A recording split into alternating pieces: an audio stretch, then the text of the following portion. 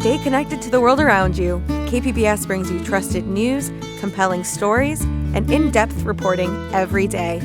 Wherever life takes you, KPBS is here, on the radio, online, and on the go.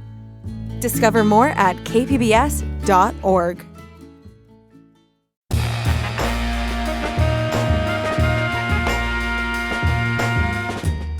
Welcome in San Diego, it's Jade Hindman. On today's show, experts say the local media landscape is tilting right. We'll talk about the implications there. This is KPBS Midday Edition, connecting our communities through conversation.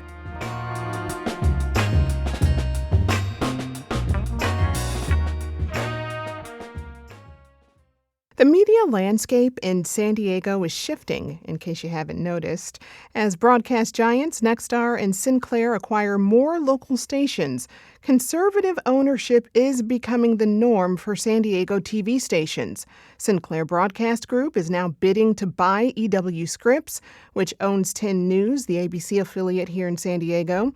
Reporting by J.W. August in OB-RAG outlines the rightward trend. And joining me to talk about it is Dean Nelson, who contributed to the story. He's a professor of multimedia journalism at Point Loma Nazarene University.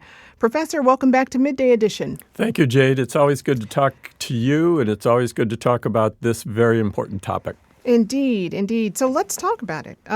This latest bid from Sinclair to buy out EW Scripps, what could that mean for our market locally? What they've done in the past when they've opened or when they've purchased stations is actually reduced local news and increased a lot of the national news coverage, which, national news coverage is important, but the shrinking of local news and then making sure that the national coverage totes a particular line, both in content, tone, ideology. So that's what they've done in the past. We have no reason to believe that it would be different if they bought Channel 10 here. What can you tell me about Sinclair Broadcast Group and its ownership? Very conservative, very wealthy, very much in the Donald Trump camp.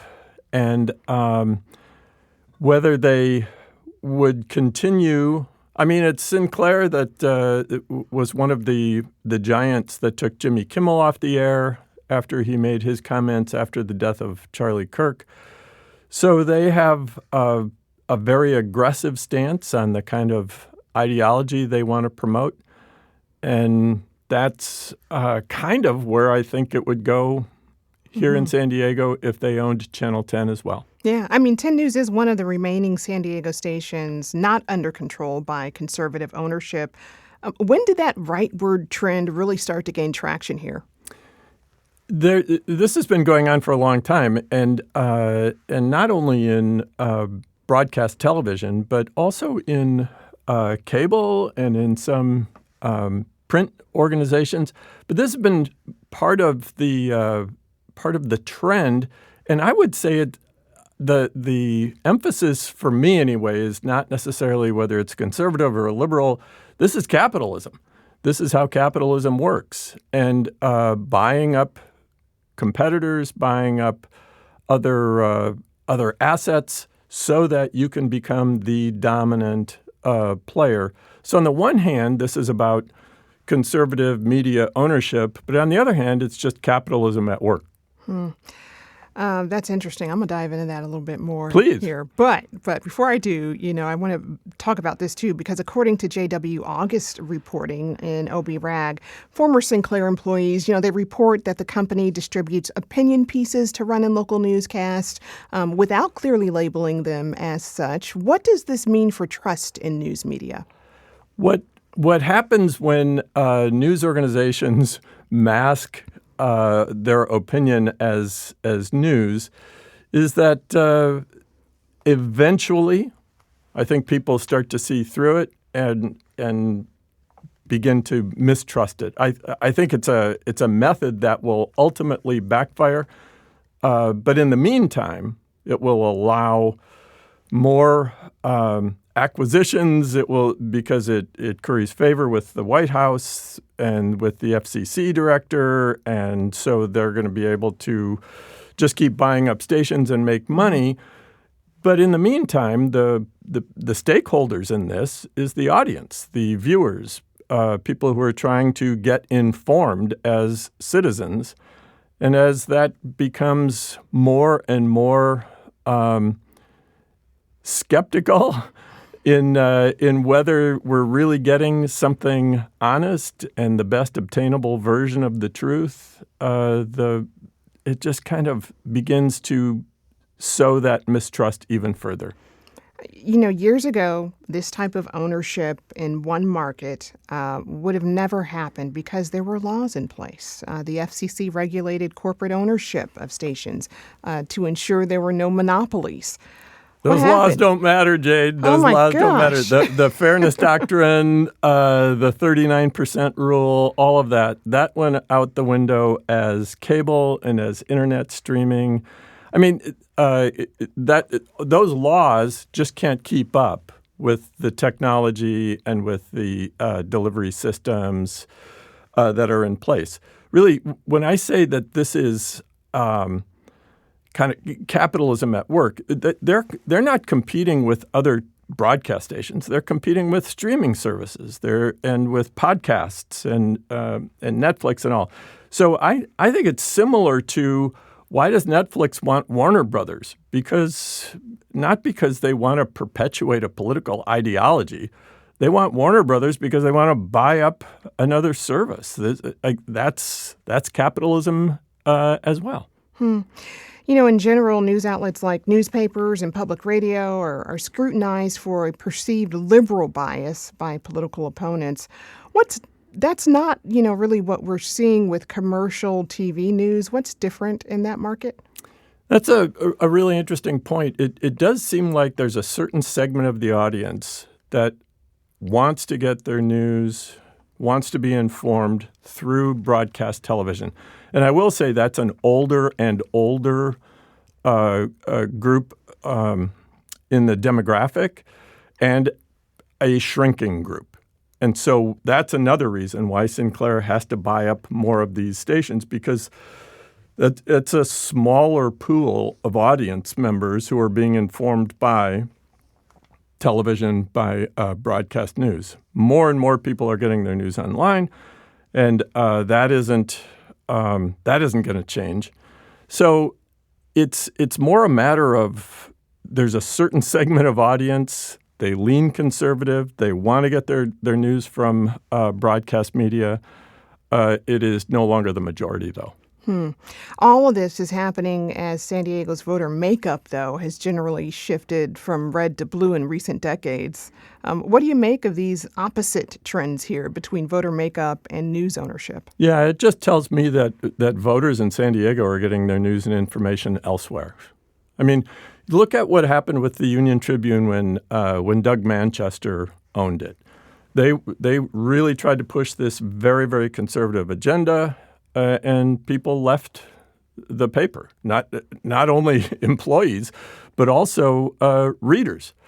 And they found their news elsewhere. That's why we have a Voice of San Diego. That's why we have a Times of San Diego. There are these options now. And I suspect that could happen, too, if somebody figures out a way to make money that would attract liberal or progressive viewers, readers, voters, whatever, and start some kind of a television station. If they could figure out a way to make money at it, they will. But I just think it makes the point of more of the conservative voters in San Diego will continue to get their news and information from the broadcast, and everybody else will go elsewhere.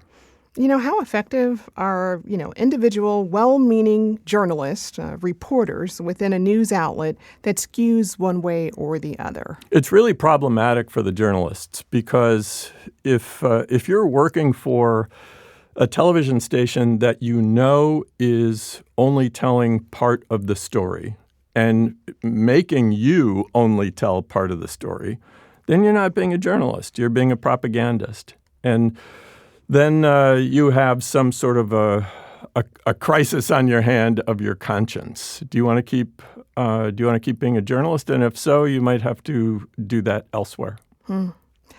Where else? Yeah, that's the great question. That's the great question. I'm waiting for somebody to figure that one out that says, oh, come on over here. But I mean, that is kind of what is happening, though, is that these niche news organizations, Inquire First or Inside Climate News or the Marshall Project or Voice of San Diego, there are all these smaller organizations that are hiring journalists. And but it's not the big 300-person newsroom that an LA Times used to be or that a Union Tribune used to be. I mean, you look at the LA Times, for example. You had this owner who sounded like he really wanted to inform the public when he bought the LA Times and when he bought the Union Tribune. And that was honorable, and he said all the right things. And then as he realized, no, he's losing money on the Union Tribune, then let's just sell it and sell it to Alden Capital, which has this history of just scaling back, until it's not an ideological thing, it's a money thing. What do you think all of this means for communities? Yeah, well, there's this term that's out there now called news deserts. San Diego, thankfully, is not one of them. We have KPBS. We have still some robust reporting going on in all media, in my opinion. But you go into some parts of California, some parts of middle America, and what are you left with? You're left with podcasters. You're left with conspiracy theorists. You're left with people who just have the loudest voices who can trigger the most outrage. And are they being informed? And so then we think about, so how are they going to vote based on the information that they have? Yeah, I think that's not a good prospect for us.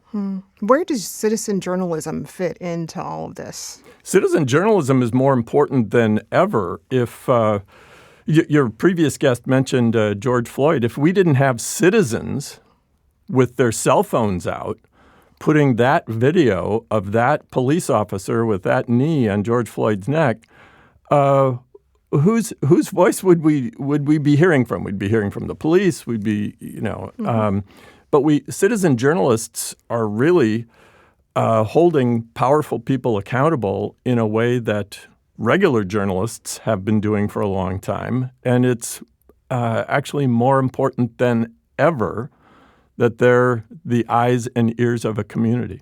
Well, before I let you go, what's your message to listeners about how they should be consuming and digesting their news? I think skepticism is a virtue. Yes. I actually teach it in my classes at Point Loma Nazarene.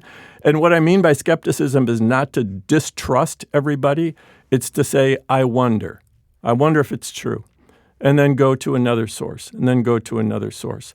So if you're only getting your information from one place all the time, you might not be as well informed as you thought. But if you can take that extra step and say, I wonder who else is reporting on this, and maybe get another perspective, another point of view, that's, I think, the best advice I could give.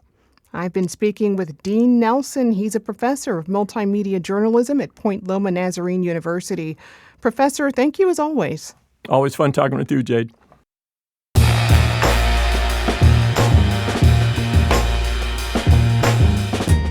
That's our show for today. I'm your host, Jade Hindman. Thanks for tuning in to Midday Edition. Be sure to have a great day on purpose, everyone.